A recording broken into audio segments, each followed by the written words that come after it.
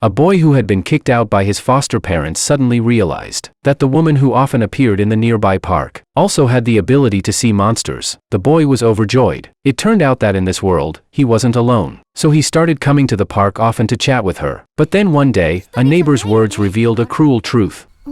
お隣のたかしくんじゃない。どうしたの？こんなところに一人で。The boy finally understood. The woman wasn't a human who could see monsters. She was a monster that had taken on a human form. Unable to accept the truth, he crouched down and burst into tears. どうしたのたかしくん？夏目。あっち行け！夏目。夏目。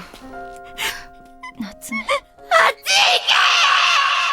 The boy had inherited his grandmother's special ability to see monsters. Since childhood, he had been forced to deal with all kinds of monsters, but he had never met another human who could see them. Just when he was about to give up hope, a mysterious man appeared. One morning, two strange monsters suddenly showed up at Jack's door. They slipped into the house and dropped to their knees. In tears, they said they meant no harm to humans and just wanted to live in peace. But recently, a monster hunter had come to the Yahashira area. The hunter kept purifying the whole region, making it impossible for monsters to live there. With no other choice, they came to ask Jack, who had strong spiritual power, for help. Jack turned them down, but afterward he fell into thought. It was the first time he had heard of the profession monster hunter. He figured that a monster hunter must be someone who believed in the existence of monsters. Maybe the person purifying Yahashira was the companion he had been longing for. Someone like him who could see monsters. The next morning, as Jack was getting ready for school, he never expected that the two monsters he had refused hadn't left. They followed him with umbrellas, insisting on protecting him on his way to and from school. They tried every trick to get his attention, just to make him agree to help. Jack stood by the second-floor window and sighed helplessly. At that moment, a black-haired boy was also staring intently in the direction of the monsters. Sensing Jack's gaze, the boy immediately turned and walked away. Jack found it strange but didn't think much of it. On his way home from school, after much pleading from the two monsters, he finally agreed to go with them to check things out in Yahashira. But the moment he stepped into the monsters' territory, he was surrounded by low-level monsters. The next second, a powerful wave of spiritual energy struck from deep in the forest. Clearly the purifying power of the monster hunter the creatures had spoken of. Nyanko-sensei acted quickly, grabbing Jack and flying into the air.